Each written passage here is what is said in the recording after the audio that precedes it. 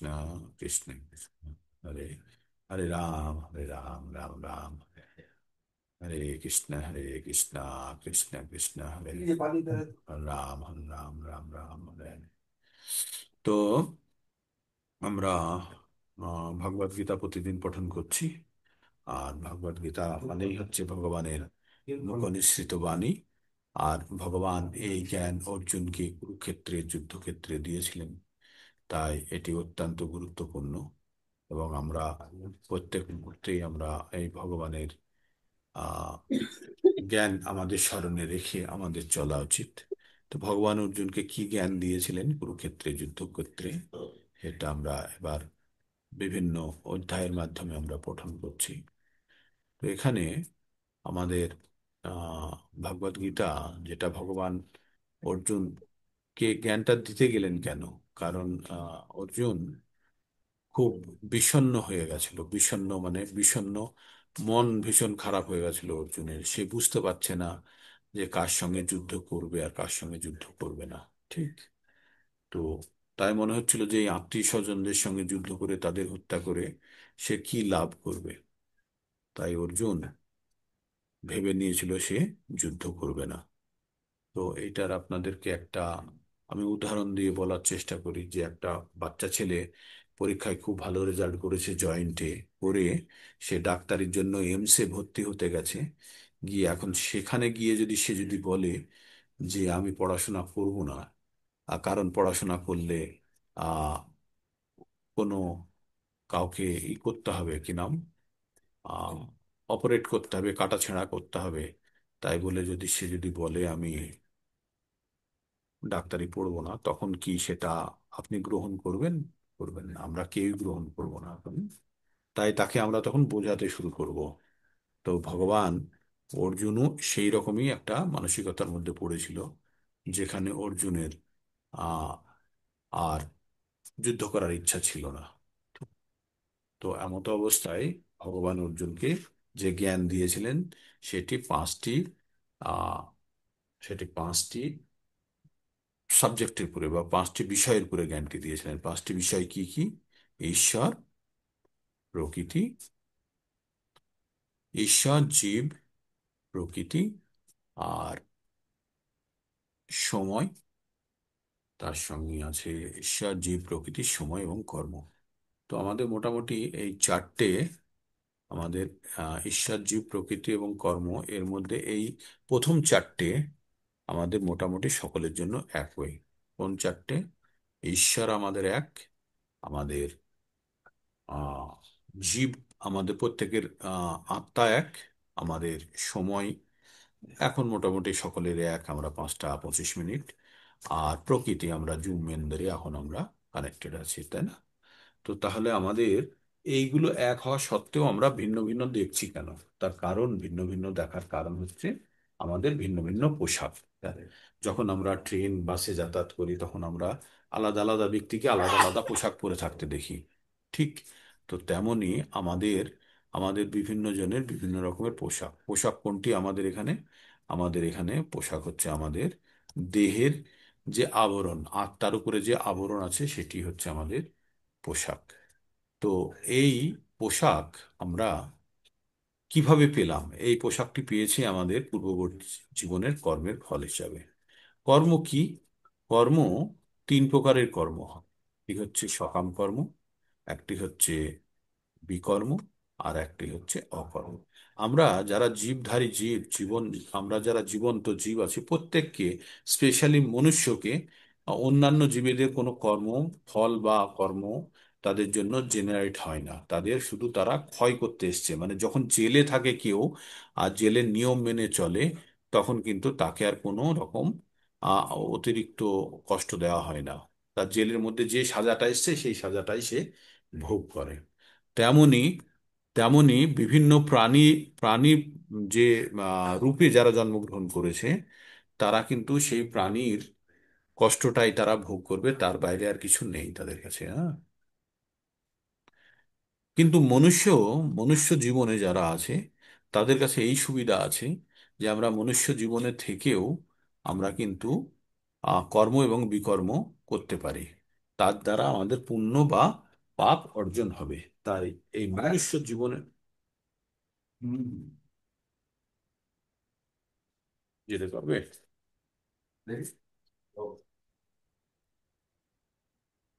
তো এই মনুষ্য জীবনে আমাদের আমাদের কি কি করণীয় আর কি করণীয় নয়, যে কোনো জিনিস আমাদের কাছে যখন নতুন আসে, তার জন্য আমরা কি করি, তার জন্য একটা ম্যানুয়াল কিনি, তাই না? একটা ম্যানুয়াল কিনি বা ম্যানুয়াল থাকে আমাদের সঙ্গে, টিভি কিনলে, ফ্রিজ কিনলে একটা আমাদের সঙ্গে একটা ম্যানুয়াল থাকে যে কিভাবে সেটাকে অপারেট করা যাবে। হ্যাঁ, তো মনুষ্য জীবনেও আমাদের একটা ম্যানুয়াল প্রয়োজন, আমাদের কি করা উচিত আর কি করা উচিত নয়, সেই জ্ঞান আমরা কোথায় থেকে পাবো? তো ভগবান অর্জুনকে কুরুক্ষেত্রে যুদ্ধক্ষেত্রে যে জ্ঞান দিয়েছিলেন, সেই জ্ঞানটি ম্যানুয়াল রূপে প্রকাশিত হয়েছে। ম্যানুয়ালটা কি? ভগবদ গীতা। তো এই ভগবদ গীতা হচ্ছে একটা মানুষের কিভাবে তার জীবনের মাহাত্ম্য, উদ্দেশ্য এবং কিভাবে সে জীবন ধারণ করবে, সম্পূর্ণ জ্ঞান এই ভগবদ গীতার মধ্যে দেওয়া আছে। কিন্তু আমরা যদি এই ভগবদ গীতা না পড়ি, তাহলে কিন্তু এই জ্ঞান আমরা অর্জন করতে পারবো না।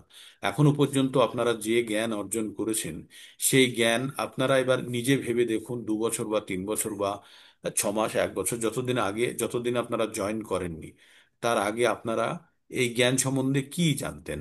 আপনাদের কোনো আইডিয়া ছিল যে কর্ম কত ধরনের হয়, আত্মা কি হয়, শরীর কি হয়? এগুলো আপনাদের কোনো, আমার আমার তো ছিল না, আর বাকিদের কারোরই থাকবে না সম্ভবত, ঠিক? তো আমরা আমরা এই জ্ঞান আমরা ভগবদ গীতা থেকে অর্জন করছি, আর তাতে কি হচ্ছে, আমরা আমাদের জীবনের উদ্দেশ্য খুঁজে পাচ্ছি, আমাদের কি করা উচিত আর কি করা উচিত নয়, তাই না? তো এই এই জ্ঞান আমাদের প্রতি মুহূর্তে আমাদেরকে চর্চার মধ্যে রাখতে হবে। কি এই জ্ঞানটি হচ্ছে উপলব্ধির জ্ঞান, এই জ্ঞানটি হচ্ছে উপলব্ধির জ্ঞান। এই জ্ঞানের বেশিরভাগ অংশটি আমাদেরকে উপলব্ধি করতে হয়। তাই আমরা 3টে সেকশনে ভগবদ গীতা পঠন করছি। প্রথম সেকশন হচ্ছে কর্মযোগ। কর্মযোগের মধ্যে আমরা আছি। কর্মযোগের আবার 6টি অধ্যায় আছে। প্রথম অধ্যায় হচ্ছে অর্জুনের বিষাদ যোগ। দ্বিতীয় অধ্যায় হচ্ছে আমাদের সাংখ্যযোগ। তৃতীয় অধ্যায় হচ্ছে কর্মযোগের মধ্যেই কর্মযোগ। চতুর্থ অধ্যায় হচ্ছে জ্ঞান যোগ। আর পঞ্চম অধ্যায় হচ্ছে কর্ম সন্ন্যাস যোগ। এই কর্ম সন্ন্যাস যোগের মধ্যে খুব গুরুত্বপূর্ণ কর্মের অংশগুলি ব্যক্ত করা হয়েছে। যে কর্ম, আমরা যেটাকে কর্ম বলছি, অকর্ম, বিকর্ম এবং কর্ম, এই কর্মগুলোকে কিভাবে করা যায় সেটি সম্বন্ধে বিশদ ব্যাখ্যা করা হয়েছে। তো আমরা আহ কি জানলাম? প্রথম থেকে আমরা জানলাম কর্ম আর কর্ম সন্ন্যাস। সন্ন্যাস মানে হচ্ছে ত্যাগ, কর্ম ত্যাগ করে দেওয়াটাই হচ্ছে সন্ন্যাস। কিন্তু কর্মযোগ যোগ যদি হয়, তখন কি হবে? তখন হবে কর্মের ফল ত্যাগ। তো এই যে আমরা ফল ত্যাগ আর কর্মত্যাগ, এই দুটো জিনিসের মধ্যে আমাদের পার্থক্য জানতে হবে। আমরা এই পার্থক্যটা বেশিরভাগ ক্ষেত্রে আমরা বুঝতে পারি না। ফল ত্যাগ মানে হচ্ছে আমি কর্ম করব, কিন্তু কর্মের যে ফল হবে সেটি আমি গ্রহণ করব না, বা আমি তাতে যুক্ত হব না। ঠিক কিভাবে সেটা সম্ভব? আমি কর্ম করব, কর্মের ফল আমি গ্রহণ করব না, সেটা কিভাবে সম্ভব? সেটা তখনই সম্ভব যখন এই কর্মফলের প্রতি আমার আসক্তিহীনতা থাকবে, যখন আমি ওই কাজটি করব দায়িত্ব বা কর্তব্য হিসাবে বা ভগবানের নির্দেশ হিসাবে। যদি আমি যখন কাজটি করব, তখন কিন্তু সেটিতে আর কর্মের কোনো বন্ধন থাকবে না। আমরা বিভিন্ন শ্লোকের মাধ্যমে সেই জিনিসটা আমরা সেই জ্ঞানটা আরোহণ করেছি বা অর্জন করেছি। আমরা যেমন পড়লাম 10 নম্বর শ্লোকটিতে আমরা পড়লাম ব্রহ্মণ্যধায় কর্মাণি। 10 নম্বর শ্লোকটি কি ছিল? ব্রহ্মণ্যধায় কর্মাণি, এক মিনিট দেখিনি। ব্রহ্মণ্য Sangam त्यक्त्वा ব্রহ্মণ্যধায় কর্মাণি সঙ্গম ত্বক্তু sangam করতি যা त्यक्त्वा লিপ্যতে না স পাপেন পত্র পদ্মপত্র तद्विपत्तविमोक्षः। বিমম্বসা। তো ব্রহ্মণ্যধায় কর্মাণি সঙ্গম ত্বক্তা করতি যা লিপ্যতে না, লিপ্যতে মানে যুক্ত হয় না বা মাখে না, লিপ্যতে না পাপে না পাপ পদ্ম পত্র বিমম্বসা। তো ভগবান কি বললেন? যে সমস্ত কর্ম भगवाনের उद्देश्य। लाइट ऑफ कर दीजिए। ना रहने दीजिए, इनको फिर डिस्टर्ब। नहीं नहीं, कोई बात नहीं, आप ना लाइट ना ऑफ कर सकते हैं। रहने दीजिए। मैं कैमरा ऑफ करके रखा हूँ, कोई बात नहीं, चलिए। कोई दिक्कत नहीं है। फैन फैन फैन ना ना ठंडा इसी तरह लग रहा है। হ্যাঁ। বন্ধ করতে লাইটটা চাইলে বন্ধ করে দিন, ওনার যদি অসুবিধা হয়। আমাদের অসুবিধা হবে না বলছে। ঠিক আছে তাহলে। তো আমাদের আমাদের তাহলে ভগবান কি বললেন? ভগবান বললেন যে যে যারা কর্ম করছে ভগবানের উদ্দেশ্যে যদি কৃতকর্ম হয়, বন্ধ আর করে ভগবানের উদ্দেশ্যে কৃতকর্ম কি?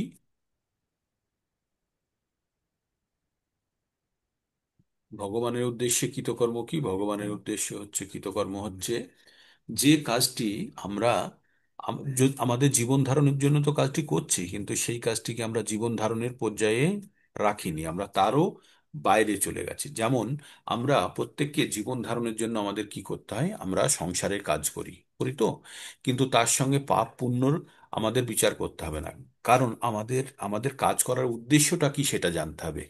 যে একটা বাচ্চা স্কুলে যায় কি উদ্দেশ্যে যায়? বাচ্চাটি স্কুলে, বাচ্চাটি যায় সেখানে পঠন পাঠন করে সে যখন তার সমগ্র সিলেবাস কমপ্লিট হবে তখন একটা সার্টিফিকেট পাবে। সেই সার্টিফিকেট দিয়ে সে একটা জব করবে। মোটামুটি এইরকমই একটা উদ্দেশ্য থাকে না? বাচ্চারা যখন প্রথম দিন থেকে স্কুলে যায়, বাচ্চার উদ্দেশ্যটা না থাকলেও বাবার বাবা মায়ের তো উদ্দেশ্যটা এটাই থাকে, তাই না? যে অন্তিমে সে একটা চাকরি করবে, যে করে ভালো জীবন যাপন করবে। এটাই এটাই মোটামুটি সকলের ইচ্ছে। খুব কম বাবা মায়েরই থাকে যে আমার ছেলে পড়াশোনা করে ভালো মানুষ হবে। সবাই মানুষের কথার পরিবর্তে ভাবে ভালো শিক্ষিত হবে। শিক্ষিত হয়ে মানুষ হবে কিনা সেটা জানে না, কিন্তু শিক্ষিত হয়ে একটা ভালো চাকরি করবে, করে অর্থ উপার্জন করবে। এটাই থাকে আমাদের সকলের উদ্দেশ্য। তো এটা যেমন উদ্দেশ্য, তেমনি আমাদের জীবনের, আমরা প্রকৃত অর্থে যদি আমরা জীবনের উদ্দেশ্য খুঁজতে যাই, আর তখন যদি আমরা বুঝতে পারি যে আমাদের জীবনের উদ্দেশ্য কি, আমাদের জীবনের উদ্দেশ্য কি, খুব কঠোরভাবে যদি বুঝতে পারেন, তাহলে এটা জানতে হবে আমাদের জীবনের উদ্দেশ্য কিন্তু জন্ম মৃত্যু চক্র থেকে বেরোনো। যে যেভাবে এটাকে গ্রহণ করেন, আপনার মনে হবে যে প্রভু প্রতিদিন একই কথা বলে, হ্যাঁ এই কথাটিই আমি বলবো, কারণ ভগবদ গীতার সার এটা। ভগবদ গীতায় এটা বার বার বার বার বলা হয়েছে। কি বলা হয়েছে? যে এই পৃথিবী হচ্ছে দুঃখালয়ম অশাশ্বতম, এটি হচ্ছে দুঃখের জায়গা। এখানে থাকলে আমাদের কি কি? জন্ম মৃত্যু জরা ব্যাধি, আদি আত্মিক, আদি ভৌতিক আর আদি দৈবিক, এই 7 প্রকার সমস্যার মধ্যে দিয়ে যেতে হবে। তাই বুদ্ধিমান ব্যক্তি বারবার এই সমস্যার মধ্যে দিয়ে কেন যাবে? বুদ্ধিমান ব্যক্তির কাজ হবে তাহলে এই সমস্যা যাতে পুনরায় না আসে, তাই আমাদেরকে এমন কিছু কাজ করা যার দ্বারা আমরা এই জন্ম মৃত্যু চক্র থেকে বেরোতে পারি। তাই ভগবান বিভিন্ন জায়গায় ভগবান বলেছেন যে এই জন্ম মৃত্যুর চক্রকে অ্যাভয়েড করার জন্য বা এই চক্র থেকে বেরোনোর জন্য কি কি রাস্তা আছে। আপনাদের মাঝে মাঝে মনে করিয়ে দিই, আবার আজকেও একটু মনে করিয়ে দিচ্ছি। ভগবান 4 নম্বর অধ্যায়ের 9 নম্বর শ্লোকে কি বলেছেন? অ্যাকচুয়ালি আমরা যদি ভগবানের কাছে চলে যেতে পারি, তাহলে কিন্তু আমরা এই জন্ম মৃত্যুর চক্র থেকে বেঁচে যাব। তাই 4-এর 9 নম্বর শ্লোকে ভগবান বলছে, জন্ম কর্ম চ মে দিব্যম এবং যো বেত্তি তত্ত্বতঃ তক্তা দেহং পুনর্জন্ম নৈতি মামেতি সাহার্জনা। হে অর্জুন, যে জন্ম আমার জন্ম কর্ম দিব্য, আর এটা যে জেনে গেছে, সে আর ধরাধামে পুনরায় জন্মগ্রহণ করে না। তার মানে আমরা জ্ঞান যোগের দ্বারা আমরা যদি ভগবানকে সম্পূর্ণরূপে জানতে পারি, তাহলে আমাদের পুনরায় আর জন্মগ্রহণ করতে হবে না। তাই আপনারা যেটা করছেন, প্রতিদিন সকালে ভগবানের ভক্তি করছেন, ভগবানের ভগবানের শ্রবণ করছেন, ভগবানের পঠন করছেন, কথা অন্যকে বলছেন, কীর্তন করছেন, এইগুলো দ্বারা কি হচ্ছে? ভগবানের সম্বন্ধে জ্ঞান লাভ করছেন, ভগবানের প্রতি ভক্তিতে স্থির হচ্ছেন, এবং অন্যের প্রতি প্রচার করছেন। সামগ্রিকভাবে একটা কমপ্লিট প্যাকেজ এটা। কি প্যাকেজ? যে যাতে উম, ভগবত ভক্তি, ভগবত শ্রবণ, ভগবত পঠন এবং ভগবত প্রচার, এর মাধ্যমে কিভাবে জন্ম মৃত্যুর চক্র থেকে একজন বেরোতে পারে। তাহলে 4 নম্বরের 4-এর 9 যেটা বললো, সেটা ভগবানের সম্বন্ধে জ্ঞান অর্জন করলে তাকে আর পুনরায় জন্মগ্রহণ করতে হবে না। আবার ভগবান বলছেন যে ভগবানকে যদি কেউ মৃত্যুর সময় স্মরণ করে, তাকেও কিন্তু ও আর জন্মগ্রহণ করতে পারবে না, হবে না, সে ভগবানের ধামে চলে যাবে। কিভাবে? অন্তকালে চ মামেব শরণ মুক্তা কলেবরম যো প্রয়াতি সমদ্ভাবম ইয়াতি নাস্তত্র সংশয়। ভগবান বললেন মৃত্যুর সময় যে ভগবানকে স্মরণ করতে পারবে, সেও কিন্তু আর, তাকে আর জন্ম মৃত্যুর চক্রে থাকতে হবে না। সে ভগবানের তৎক্ষণাৎ ভগবানের ভাব পেয়ে যাবে এবং সে জন্ম মৃত্যুর চক্র থেকে বেরিয়ে যাবে। তারপরে ভগবান 1865-তে কি বললেন? মন্মনা ভাব মদ্ভক্ত মদ্দাজি মাম নমস্কুরু মামেব এষসি সত্যম যে প্রতিজানে প্রিয় মে। হুম। তো ভগবান বললেন যে আমার আমার চিন্তায় মগ্ন হয়ে সম্পূর্ণভাবে আমাতে মন নিবেশ করে তুমি কি করো, আমাতে বুদ্ধি আর মন লাগিয়ে দাও। তাহলে কি হবে? তুমি যে আমার কাছে আসবে তাতে কোনো সন্দেহ নেই। তুমি আমাতে মন লাগিয়ে দাও, বুদ্ধি লাগিয়ে দাও, আমাকে নমস্কার করো, আমার পুজো করো, আমার অর্চনা করো। মানে মনমনা ভাব মদ ভক্ত মদ্দাজি মাম নমস্কুরু। ভগবানকে নমস্কার করুন, ভগবানকে পুজো করুন, ভক্তি করুন, যেটা আমরা করি, ভগবানকে সবকিছু অর্পণ করি। তো এইভাবেই তাহলে সে যে ভগবানের কাছে আসবে তাতেও কোনো সন্দেহ নেই। আর ভগবান শেষে কি বললেন? যে আমার এই পরম জ্ঞান, এই যে এই মাহাত্ম্যকে যে অন্য ভক্তদের কাছে প্রকাশ করে, তা সেও আমার কাছে অত্যন্ত প্রিয়, সেও যে আমার কাছে আসবে তাতে কোনো সন্দেহ নেই। কি বললেন? জো ইদম পরমম গুহ্যম মদ্ভক্তেষু অভিদাস্যতি ভক্তিময়ী পরম চিত্তা মামেব এষস্যি অসংশয়। তো ভগবান বললেন সে যে আমার কাছে আসবে তাতে কোনো সন্দেহ নেই। তো এইভাবে ভগবান বিভিন্ন জায়গাতে তার কাছে ফিরে যাওয়ার রাস্তাগুলি বলেছেন। ঠিক।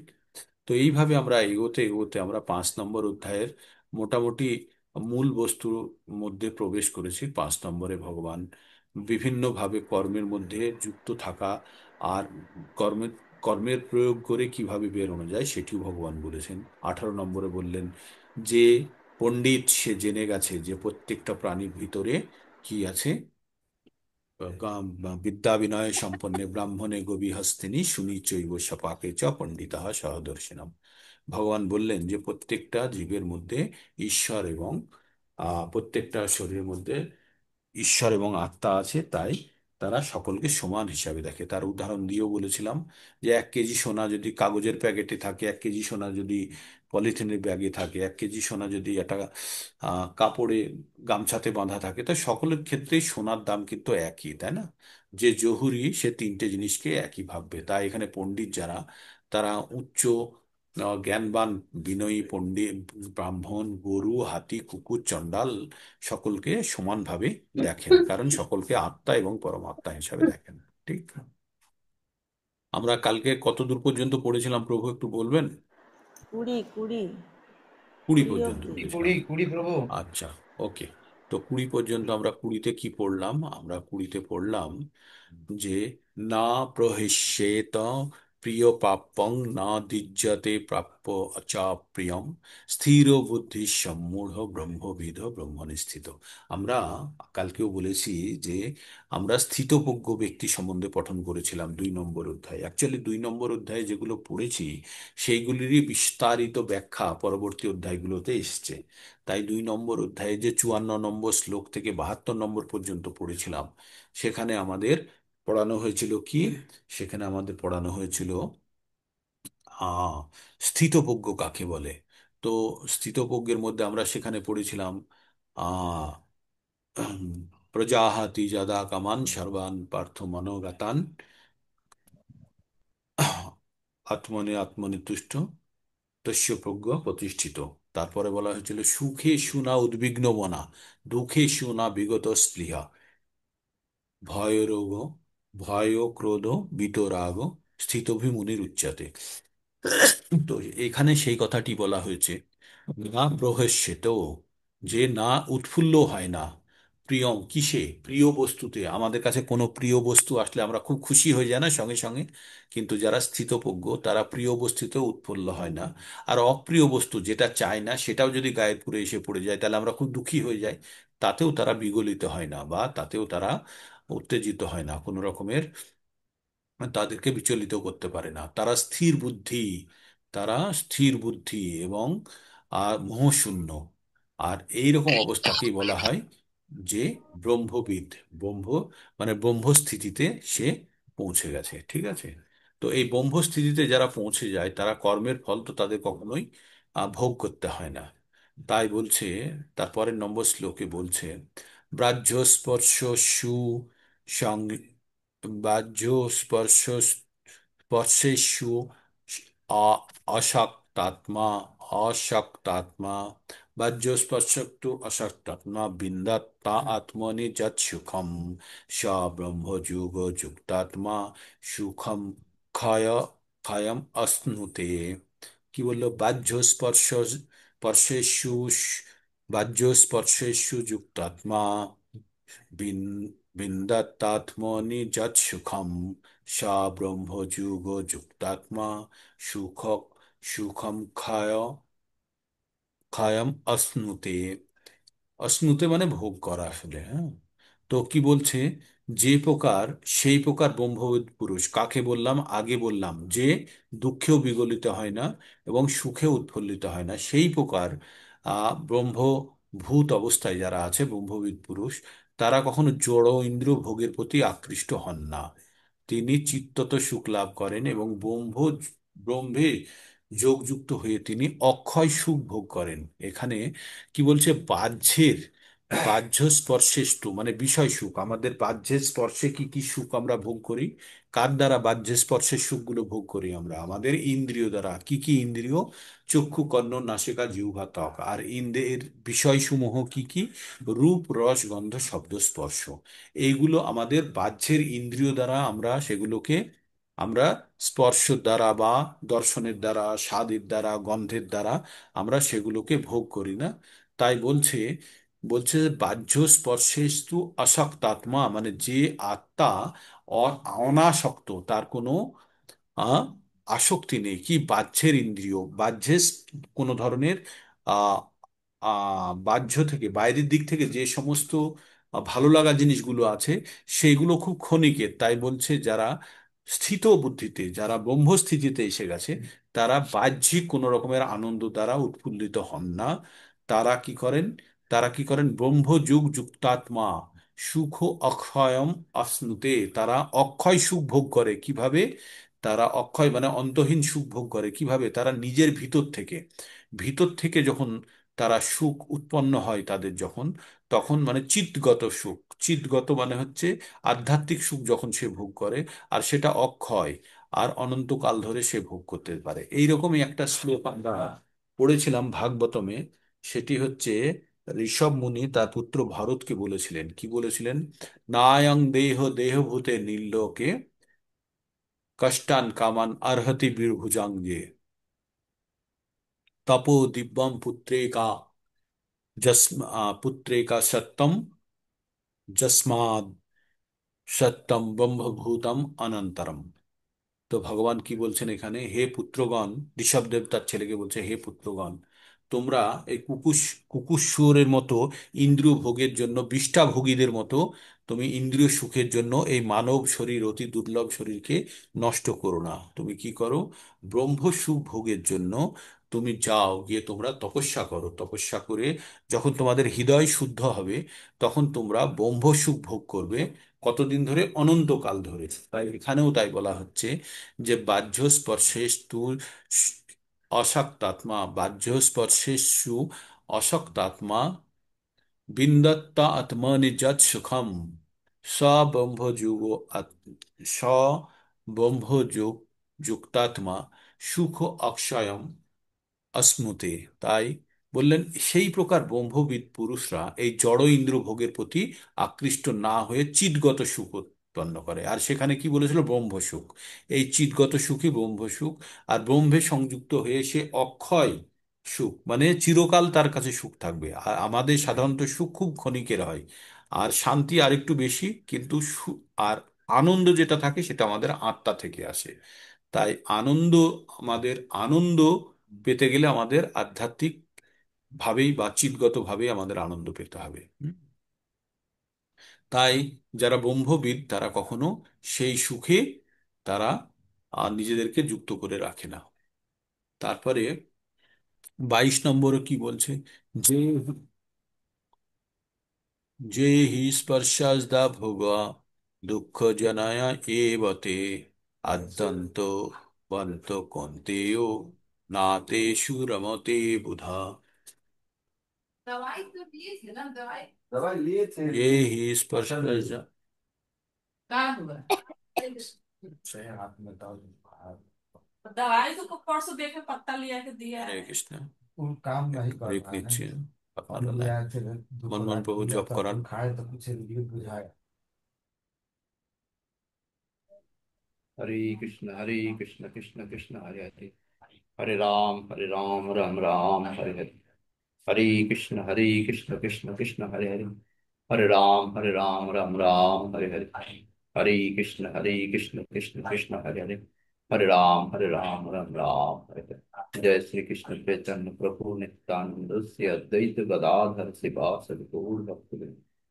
हरे कृष्ण कृष्ण कृष्ण, हरे राम राम राम, हरे कृष्ण कृष्ण कृष्ण हरे हरे, हरे राम राम राम हरे हरे, हरे कृष्ण कृष्ण कृष्ण हरे हरे, हरे राम राम राम हरे हरे, हरे कृष्ण कृष्ण कृष्ण हरे हरे, हरे राम राम राम हरे हरे, हरे कृष्ण कृष्ण कृष्ण हरे हरे, हरे राम राम राम हरे हरे, हरे कृष्ण कृष्ण कृष्ण, হরে हरे কৃষ্ণ। राम राम राम हरे। হরে কৃষ্ণ। এই পার্থিব জগতে বিভিন্ন সময় বিভিন্ন ধরনের সমস্যা আসবে, ঠিক আছে? তো সেগুলোকে নিয়েই আমাদের চলতে হবে। হ্যাঁ, আমরা এখন একটা ঘরে আছি, একজন একটু শরীর খারাপ, সেই কারণেই আহ এরকম চলছে। তো কোনো ব্যাপার নেই, এগুলো জীবনের অঙ্গ, চলবে। তো আমরা 22 নম্বর শ্লোকে কি পড়লাম? যে হি সংস্পর্শ যা ভোগা, যে হি যে হি সংস্পর্শ যা সংস্পর্শ যা ভোগা দুঃখ জানায়া এবতে আদ্যন্ত বন্ত কন্তেয় নাতেষু রমতে বুধ। খুব গুরুত্বপূর্ণ কথা এখানে বলা হয়েছে। এখানে বলা হয়েছে যারা বিবেকবান পুরুষ, যাদের যেহি সংস্পর্শ ভোগা দুঃখ জানায় এবতে আদ্যান্তন্ত কন্তেও নাতিশু রমতে বুধ। তো ভগবান বলছে যাদের বুদ্ধি আছে সেই পুরুষ কখনো দুঃখের কারণ, যে এই ইন্দ্রিয় ভোগজাত বিষয়ে আসক্ত হন না। আমাদের দুঃখের কারণ কি? আমাদের দুঃখের কারণ হচ্ছে কাম। আর কাম কোথা থেকে উৎপন্ন হয়? আমাদের ইন্দ্রিয়, মন আর বুদ্ধি থেকে, তাই না? ইন্দ্রিয় সমূহ। তো তাহলে যারা বুদ্ধিমান ব্যক্তি, তারা এই ইন্দ্রিয় জাত, মানে আমাদের চক্ষু, কর্ণ, নাসিকা, জিহ্বা, ত্বক, হাত, পা, উদর, উপস্থ আর মুখ, এই 11টি ইন্দ্রিয়, 11টি ইন্দ্রিয় কে কে? 5টি কর্মেন্দ্রিয়, 5টি জ্ঞানেন্দ্রিয়, আর একটি হচ্ছে অন্তরেন্দ্রিয় অর্থাৎ মন। এই 11টি ইন্দ্রিয়কে সন্তুষ্ট করার জন্য যদি কেউ কাজ করে, তাহলে তার কাছে দুঃখ আসবে। কিন্তু যারা যারা জ্ঞানী, তারা কিন্তু এই ধরনের দুঃখের মধ্যে ফাঁসতে চায় না। তারা আধ্যাত্মিক সুখ ভোগের দিকে তারা নিজেদেরকে চালিত করে। তাই বলছে বিবেকবান পুরুষ দুঃখের কারণ যে ইন্দ্রিয়জাত বিষয় ভোগ, তাতে আসক্ত হন না। তাহলে আমরা যে কোনো আমাদের আসক্তি, আমরা বর্তমানে কি মনুষ্য, একটা জীবধারী, একটা শরীর ধারণ করে আছি। এই শরীরে আমরা সবসময় ইন্দ্র ভোগের চেষ্টা করি, তাই না? ভালো খাবো, ভালো পরবো, ভালো সঙ্গ করব। এই যে আমাদের ইন্দ্র ভোগের যে ইচ্ছা, এই ইচ্ছার কারণে কি হয়? এই ইচ্ছার কারণে কি হয়? আমাদের দুঃখ নেমে আসে। কিভাবে দুঃখ নেমে আসে? যে যখনই আমাদের এই কোনো ইচ্ছা পূরণ হয় না, তখন আমাদের কি হয়? ক্রোধ হয়। আর ক্রোধ থেকে হয় সম্মোহ, সম্মোহ থেকে হয় স্মৃতিবিভ্রাট, স্মৃতিবিভ্রাট থেকে হয় কি? বুদ্ধিনাশ, আর বুদ্ধিনাশের পরে আমাদের পতন হয়ে যায়, তাই না? তো তাহলে আমাদের সবকিছুর মূলে কি? ইন্দ্রিয় জাত সুখ ভোগের ইচ্ছা, কামনা, বাসনা। তাহলে সেইগুলোকে যদি আমরা শান্ত করতে পারি, তাহলে কিন্তু আমরা এই জড়জাগতিক দুঃখ কষ্ট থেকে আমরা কিন্তু বেরোতে পারবো। তাই বলছে বিবেকবান পুরুষ দুঃখের কারণ আমাদের জানতে হবে, যে আমাদের সমগ্র দুঃখের কারণ হচ্ছে আমাদের কামনা। আর এই কামনা উৎপন্ন হয় ইন্দ্রিয়জাত বিষয় ভোগ করার উদ্দেশ্য থেকে। তাই হে কন্তীয়, এই ধরনের সুখ ভোগ আদি অন্ত, আদি ও অন্ত বিশিষ্ট, এই ধরনের আমরা যে সুখ ভোগ করি তার আদিও আছে, অন্তও আছে। আদি মানে হচ্ছে তার শুরু আছে, শেষ আছে, তার মানে ক্ষণিকের। আমরা যে সুখ ভোগ করি ইন্দ্রিয়র দ্বারা, সে সুখটি ক্ষণিকের। একটি রসগোল্লা আপনি খেলেন, তৎক্ষণাৎ যখন খেলেন তখন আনন্দ পেলেন, খাওয়াটা শেষ হয়ে গেলো তখন কিছুক্ষণ থাকলো, তারপরে আপনি কিন্তু রসগোল্লার কথাটা, সেই আনন্দ আর পাবেন না, বা সেই সুখ আর পাবেন না। কিন্তু জ্ঞানী ব্যক্তিরা এই ধরনের ছোটখাটো সুখের দিকে তারা নিজেদেরকে যুক্ত করে না। তাই যারা কম বুদ্ধিসম্পন্ন ব্যক্তি, তারা এই জীবনে এই সুখ ভোগ করে নাও বলে। কিন্তু যারা বুদ্ধিমান ছাত্র, তারা কিন্তু প্রতিদিনে ক্লাসটাকে ওরা কিন্তু ভাবে না যে খেলার জায়গা। ক্লাসটাকে কি ভাবে? যে পড়ে জ্ঞান অর্জন করে ভালো রেজাল্ট করার জায়গা। তেমনি এই আমাদের ভৌতিক জীবনে আমরা প্রতিদিন যদি আমরা ভাবি ইন্দ্রিয় সুখ ভোগের মাধ্যমে আমরা আনন্দ পাবো, তাহলে ভুল। আমাদের কি করতে হবে? আমাদের এই প্রতিদিন আমাদের এই ইন্দ্রিয় সুখ ভোগের কথাটাকে তাচ্ছিল্য, মানে যেমন স্কুলে গেলে বাচ্চাটার খেলাটা, যারা ভালো ছাত্র খেলার দিকে বেশি ফোকাস করে না, তারা পড়াশোনার দিকে ফোকাস করে, তেমনি ভৌতিক জীবনে যারা ভক্ত তারা কি করে? ইন্দ্রিয় সুখের প্রতি বেশি আকৃষ্ট না হয়ে তারা কি করে? তারা কিন্তু তারা কিন্তু আধ্যাত্মিক উন্নতির চেষ্টা করে, যাতে তারা পরীক্ষায় ভালো ফল করে। ছাত্রটির পরীক্ষায় ভালো ফল হলে কি হয়? তার রোল নম্বর কমে কমে এবং তারা ভালো পরবর্তী ক্লাসে উন্নীত হয়। তেমনি আমাদের ভৌতিক জীবনে আমরা যখন আমাদের এই জীবনের আমরা সুখ ভোগের ইচ্ছাটাকে কম করে আমরা যদি আধ্যাত্মিক উন্নতি করতে পারি, তাহলে কিন্তু আমরা চরম ফলও প্রাপ্ত করতে পারি। চরম ফল কি? আমাদের জীবনের চরম ফল কি? আমাদের এই জন্ম মৃত্যুর চক্র থেকে বেরোনো। তাই ভগবান 23 নম্বর শ্লোকে খুব গুরুত্বপূর্ণ কথা বললেন। কি গুরুত্ব কথা বললেন? বললেন যে আমরা বেশিরভাগ ক্ষেত্রে ইন্দ্রিয় সুখে আবদ্ধ থাকি। তাই বলছে, শক্নো শক্নোতি ইহ যো সুড়ম পাক শরীরম বিমক্ষণাৎ কামক্রোধোদ্ভবম বেগং যুক্ত স সুখী নর শক্নোতি এব শক্নোতি হইব য ষোড়ম প্রাক শরীর বিবক্ষণাৎ কাম ক্রোধোদ্ভবম বেগম স যুক্ত সুখী নর। তার মানে বলছে, এই শরীর ত্যাগ করার আগে, এই শরীর ত্যাগ করার আগে আমাদের যে শরীরের কি কি বেগ আছে, আমাদের শরীরে 6টি বেগ আছে। কি কি বেগ?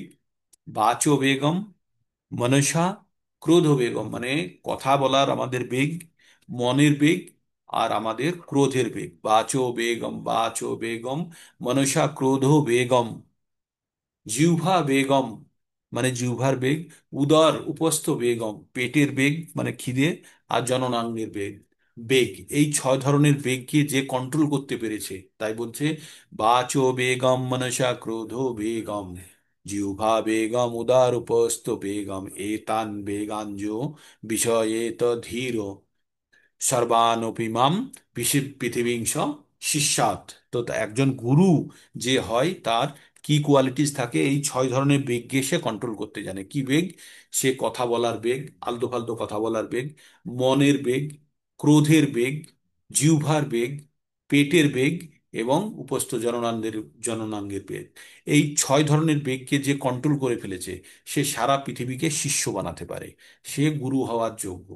তাই ভগবান বলছে, এই যারা মৃত্যুর আগে, দেহত্যাগ করার আগে, যিনি কাম ক্রোধ থেকে উদ্ভূত বেগ সহ্য করতে সক্ষম, তিনি যোগী, তিনি প্রকৃত সুখী হন। তার মানে আমরা এই ভগবত গীতা পঠন করার মাধ্যমে আমরা কি শিখছি? কিভাবে আমাদের কাম ক্রোধ থেকে যে বেগ তৈরি হয়, আমাদের মনের মধ্যে যে প্রচন্ড শক্তি চলে আসে, যার দ্বারা আমরা এই অন্যায়গুলো করে ফেলি। কি বলেছিলেন ভগবান? বলছেন, অর্জুনকে জিজ্ঞেস করলেন 3 নম্বর অধ্যায়ের 35 নম্বর শ্লোকের কাছে। ভগবানকে কি জিজ্ঞেস করলেন অর্জুন? অর্জুন জিজ্ঞেস করলেন, অথঃ কেন প্রযুক্ত হয়ং পাপং চরতি পুরুষ অনচ্ছন্নপি বাষ্ণেয় বলাদীপ নিয়োজিত। তখন বললেন, হে ভগবান, অনিচ্ছা সত্ত্বেও আমরা কখনো কখনো কেন এই সব পাপগুলো করে ফেলি, যেটা আমাদেরকে মনে হয় কে যেন আমাদেরকে জোর করে করিয়ে দিচ্ছে। তখন ভগবান বললেন, কাম এষো ক্রোধ এষো রজগুণ সমদ্ভুব। কাম আর ক্রোধ এগুলো কোথায় থেকে আসে? রজগুণ থেকে আসে। তাই যারা ভক্তি করে, তারা যখন আহার এবং সঙ্গের মাধ্যমে তারা যখন রজগুণের বাইরে বেরিয়ে যায়, তখন কিন্তু তারা কিন্তু এই দেহের কাম ক্রোধ থেকে উদ্ভূত বেগকে সহ্য করতে শেখে। তাহলে আমরা এখানে কি বুঝলাম? আমরা এখানে বুঝলাম যে আমাদের কাম ক্রোধকে যদি, বেগকে আমাদেরকে যদি সহ্য করতে হয়, তাহলে প্রথমত আমাদেরকে শতগুণে উন্নীত হতে হবে। শতগুণে উন্নীত হলেই তবেই আমরা ভক্তির পথে অগ্রসর হব। সেটাকেই পুনরায় এটা স্থাপন করার চেষ্টা করছে। তাহলে কাম ক্রোধ থেকে উদ্ভূত বেগ থেকে আমাদেরকে নিজেকে নিজেকে সরিয়ে আনতে হবে, বা এই বেগকে সহ্য করার ক্ষমতা তৈরি করতে হবে। তখনই আমরা প্রকৃত যোগী বা যোগে আমরা স্থিত এভাবে আমরা জানতে পারবো। হ্যাঁ, তো এটা গেল 23 নম্বর। আর 23 নম্বর এইখানে থাক, আমাদের অ্যাক্টিভিটি কিছু দ্রুততার সঙ্গে চলছে, তাই আজকের দিন, কালকে আমি ট্রাভেল করব, মনমোহন বাবু সকালে ক্লাসটা করিয়ে দেবেন। আর পরশু দিন থেকে আপনাদের নিয়মিত যেমন ক্লাস হয় তেমন হতে থাকবে। আমি অনেক আমারও নিজের কষ্ট হচ্ছে, আপনাদেরকে সঠিকভাবে আমি নিজেকে কানেক্ট করতে পারছি না বলে, বা বিভিন্ন সময়ে বিভিন্ন জায়গাতে যাওয়ার ব্যস্ততার কারণে আমাদের তাড়াতাড়ি প্রোগ্রামকে ছোট বড় করতে হচ্ছে। হ্যাঁ, তো আপনারা ঠিকভাবে ভক্তি করুন, আর শ্লোকাগুলো পঠন করুন, শ্রবণ করুন। আর একবার ক্যামেরা অন করুন, দেখি কারা কারা অ্যাটেন্ডেন্স দিতে চাই। একটা স্ন্যাপ হয়ে যাক, দিয়ে এখানেই শেষ করব। আর যদি কারোর কিছু প্রশ্ন থাকে আজকের বিষয় সম্বন্ধে বা এই সম্বন্ধে, তাহলেও আপনারা বলতে পারেন। হুম। হরে কৃষ্ণ কৃষ্ণ কৃষ্ণ কৃষ্ণ হরে হরে, হরে রাম রাম রাম হরে হরে, হরে কৃষ্ণ কৃষ্ণ কৃষ্ণ হরে হরে। আচ্ছা, সংখ্যা কম। আজকে অষ্টমী তো নাকি না নবমী আজকে? আজকে নবমী। আজকে নবমী, নবমী দুর্গাপুজো। প্রভু। নবমী। ঠিক আছে, আপনারা দুর্গাপুজো দেখুন, দুর্গা মাতার কাছে প্রার্থনা করুন যে মাতা যেন পুজো আপনাদেরকে দেখতে সকলকে যায়নি মনে হচ্ছে, না হলে তো রাত জাগতো সব। হ্যাঁ ঠিক আছে, তার মধ্যেই সময় সুযোগ বার করে আপনারা দেবী দুর্গার কাছে যারা যাচ্ছেন তারা গিয়ে মাতার কাছে আহ আশীর্বাদ চেয়ে আসুন, যেন ভালো করে ভক্তি হতে পারে, ভক্তি করতে পারেন, অপরকে এই ভক্তির কথা শোনাতে পারেন, বলতে পারেন। তারপরেই আমরা যাতে আর বারবার এই কষ্টের জন্ম মৃত্যুর চক্রে আমাদেরকে না আসতে হয়, তাই না? হরে কৃষ্ণ কৃষ্ণ কৃষ্ণ হরে হরে, হরে রাম রাম রাম হরে। কারো কিছু বলার আছে? বলার যদি প্রশ্ন, কিছু উক্তি বলার থাকলে বলুন, অথবা এখানেই শেষ করছি। হরে কৃষ্ণ।